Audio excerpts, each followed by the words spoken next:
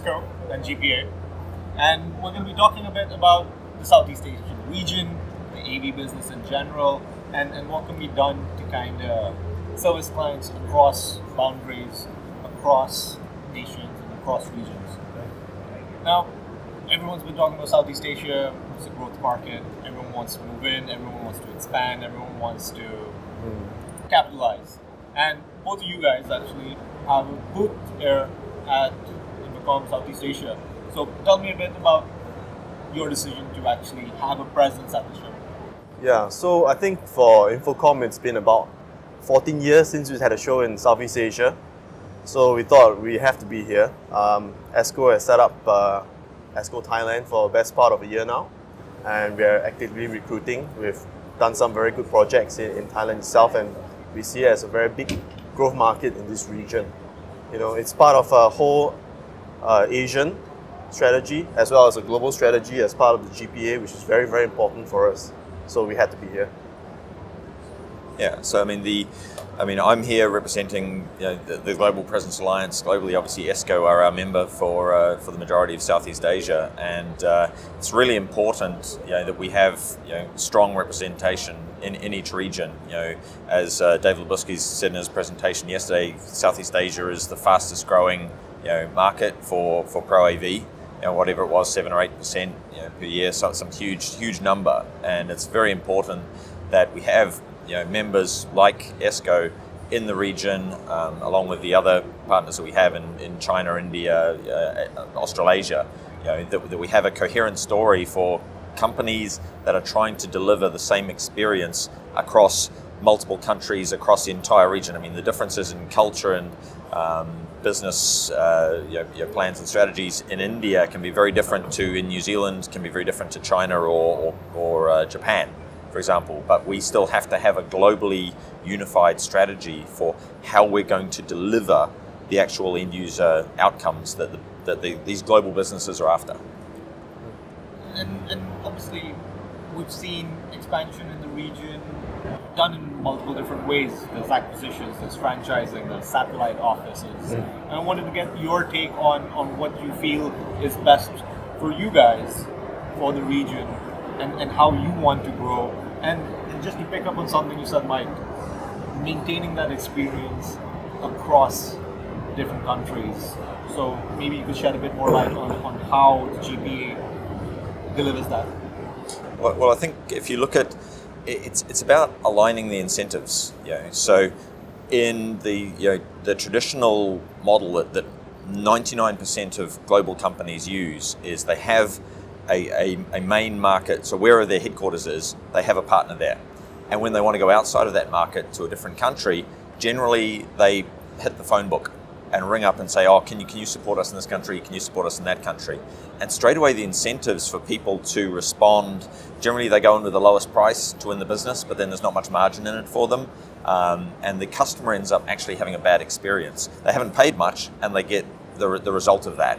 And the new integrator in a different country then comes in and they're trying to balance making money on what they've bid for, but they've probably gone in low against it's very hard to provide a great customer experience if you don't have much money in it, because then at 5 o'clock on a Friday afternoon, when the building delivery, the handover is late, and you've got your very expensive team of AV professionals sitting around waiting for a room to become ready for a big install because there's a board call on the Monday, where is the incentive if there isn't much money in it and people don't know that they're going to get the repeat business? So with the GPA model, so ESCO know they are our partner for Singapore, for the Philippines, for Korea, for example, and they know all of the GPA business is going to come there, and they've got a great incentive to do a fantastic job, even if it's very low,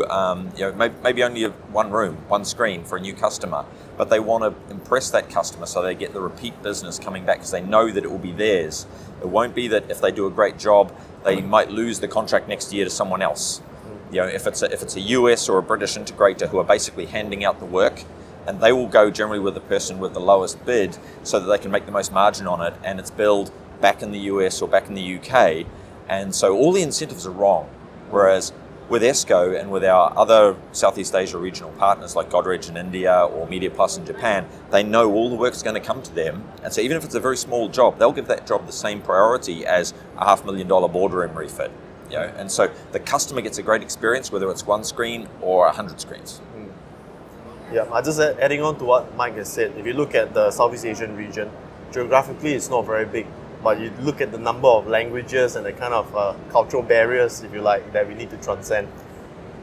When we talk to a lot of the global clients which are based in Singapore, they are starting to realize the issues, right? They have these rollouts throughout all these ASEAN countries, and it's very difficult to control, right? They have different people working, different integrators working in different countries.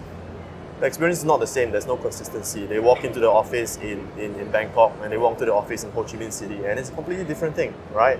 So they come to us and they say, look, we need to get all of this done, in all these regions. How can you help us? So it's definitely a real problem. And to address that at an ASEAN level, is something that, it's ESCO's strength. We've always been doing it. But now with the GPA, we can address that at a global level. So we've seen a lot of global rollouts come out of Singapore, going beyond the Asian shores, to the US, to Argentina, to Brazil, So we're really solving a global problem. Yeah. And Chris, you mentioned that ESCO Thailand's been up and running. Yes. Maybe you could shed some light on how that venture is progressing for you and where you see that going in the years to come. Yeah, so as I said earlier, Thailand is a growth market for us. How it started was we actually had a demand from a lot of our global customers say, look, we need something to be done in Thailand. How can you help us? Right, so it really started off from a couple of good projects, and it's really grown since then. So the long-term vision is to have a fully functioning office, from start to finish, turnkey, and to develop the Thailand business itself. That there's some outbound business coming out from Thailand to the rest of the Asia region to benefit ourselves as well as the GPA. And I think in the next few years, that's what we're going to try to be doing. Yeah, and when you look at some of the opportunities that come from countries that have not traditionally been the originators of major global AV projects. So traditionally, it was coming out of America or the United Kingdom or Germany, where these big global corporates were headquartered. If you look at the Fortune 500, between those, maybe 4 or 5 countries, they've got the significant majority of them. Now we're realizing through our work with the GPA members in the region, you look at the number of global companies in India. Obviously China is absolutely massive. These aren't companies who are being dictated to by Western European or North American plans. They've got their own plans and their own strategies, and they need the local context. They want to trust local firms, to deliver in their markets. And so there's huge opportunity for GPA members in what have traditionally not been significantly outbound opportunity countries to go out and find those customers and tell them the global story that the GPA then enables them to do. For example, in New Zealand, our New Zealand member, they're one of our smallest members, they have a massive multinational company, a New Zealand-owned company, which has 21,000 staff across, 50 or 100 countries, sort of thing. They're now driving that. But they are one of the smallest companies in their own market in New Zealand. But the power of the GPA means they aren't a small New Zealand company, they are part of the largest global AV integrator, and that gives them huge power. It opens doors. It means they can go in and have conversations that they would have previously never been able to have, and they can guarantee. So when Chris's Bangkok team go and talk to a major Thai multinational, they can have a conversation about delivery in America, about delivery in Western Europe or South Africa to the same standards with the same consistency. They can show them, the rule book, how we would do site survey, how we do quote, design and build, documentation, as-builts, all of that sort of stuff. That is what actually makes for a successful rollout. We can say what we do for you in Bangkok, we can also do for you in New York or London or wherever, and it will be to the same standards. My final question to you, gentlemen, in your respective roles for your respective companies, what are some of the key challenges that you've identified right now that you need to overcome to continue doing what you're doing in the region and globally? Well, just in general, globalization. From an integrated perspective in our region, I think the challenge is always to stay relevant, which is why we are part of the global strategy of the GPA. I think it's not lost on us that no matter how good you are, no matter how close you are to your clients, how good your delivery is in a single country, you can be easily displaced, right? And we see that with very, very large global integrators, expanding either through setting up their own offices or through acquisition, how they can place a lot of pressure on single entities who have performed well in their respective markets, right? We look at very large IT companies, right, who have expanded their core services to include audio-visual, coming into our territory.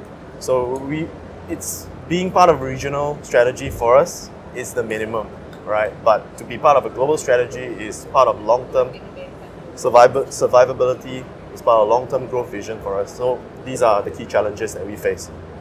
Yeah, and just to clarify, so the GPA is ESCO for this part of Southeast Asia. They are the GPA. In Australia it's Pro AV, in China it's Hikvision, etc. I think our biggest challenge is educating the market about what you can have, because as I said, we're the largest global AV integrator, yet we've only got 1% of the global AV market according to Avixa's own statistics.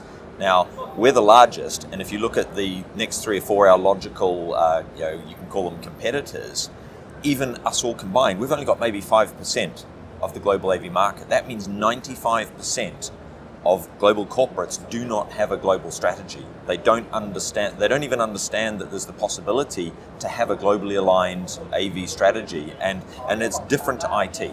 But most of them are still lumping it in with IT. So it's about educating them about the fact that their most expensive resource is their staff.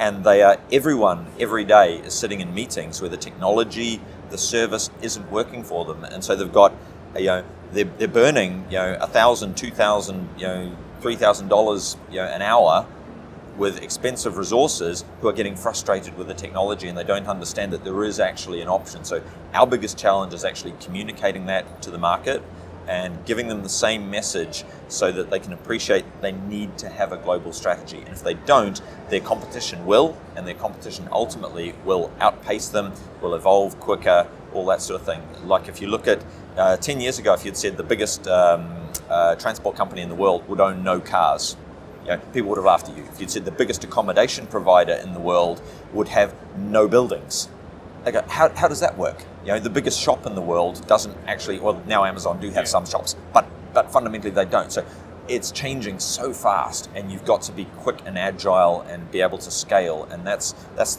our biggest challenge, is communicating how we can bring that speed, the scale of change, and deliver it for global collaboration technologies. Gentlemen, thank you so much for your time. Thanks, Aurora. Cheers.